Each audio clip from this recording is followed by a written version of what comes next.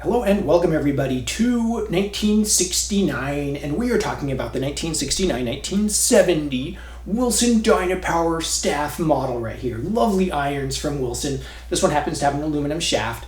We'll talk about that here in a second. Now, for me, it's the nickname that captures this era, right? An era of steel and of cars and of rock and roll, right? So you think about globally, right? Led Zeppelin coming out with their album and, Richard Nixon being sworn in as president, maybe not everybody's favorite thing in the world. But either way, this club, when I hear the nickname of this club, Bulletback. I love, because there's this little notch right here. I always think of cars, right? Like sweet vintage muscle cars, clearly not mine. These belong to my boy. These haven't been sitting on my desk for the last 6 months, and I don't play with them. Pretty easy to identify. We have the nice channel right here, Wilson in red, staff model, the gold emblem, Dynapower. And the sole is easy to recognize as well. We have the red fill, fluid feel, the iron number right here, in this case the 9 iron. The face is lovely. I love the face of these Wilson irons. We have the diamonds along the sides of the grooves. Oh my goodness, this is a beautiful era. To me, it looks a little squared off right here. I kind of expect my irons to be a little more rounded right there in the toe, but pretty clean. You can see 9 iron. I can't see any offset here. Beautiful, beautiful club. Moving up the shaft, we have some cosmetic crimping. This isn't knurling in my book, and we've had arguments about this as well. To me, knurling is a crosshatch, right? So it's going to be multi-directional. To me, this is knurling. To me, it kind of looks like knurling. You could call it that if you wanted to, but either way, just be aware that that's cosmetic. It's not really crimped. And then we have the serial number right here on the ferrule. Notice there's a gap.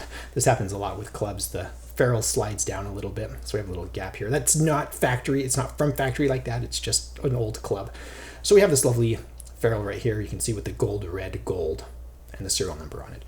The aluminum shaft with the lovely Wilson label right here, Wilson Staff Pro Aluminum.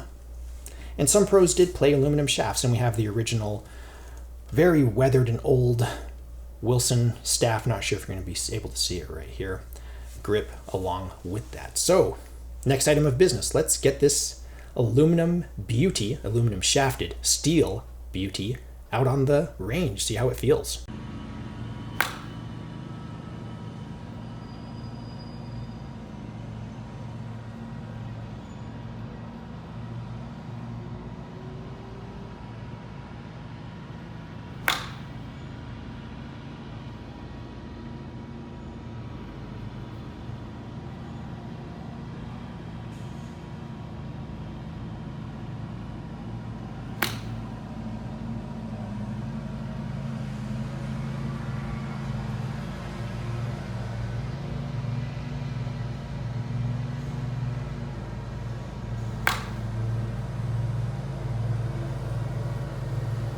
So for me, this club is great. I would personally buy it in a steel shaft just for durability.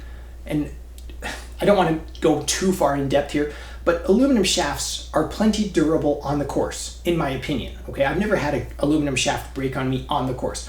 I have had them fail in my trunk of my car, coming to and from a golf course. I've had them fail in my garage or in storage when something falls over and this aluminum shaft just can't hold that weight and it just shears off, right? Yes, I've had one steel shaft break, but I've had several aluminum shafts break on me not golfing. Does that make sense? So it's off the course durability that concerns me about aluminum shafts. So if you are looking for some Wilson Dynapower 1969 irons, I would personally buy the steel shafted version.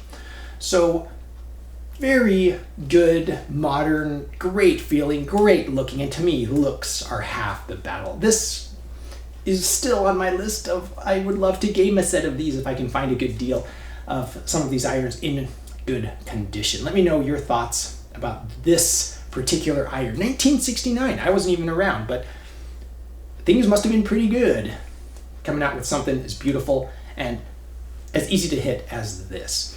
If you want to support the channel, you can visit my Amazon shop in the links in the description below. Please subscribe, hit that bell icon if you want notifications of when I upload a video. Thank you so much for watching. I am The Vintage Golfer.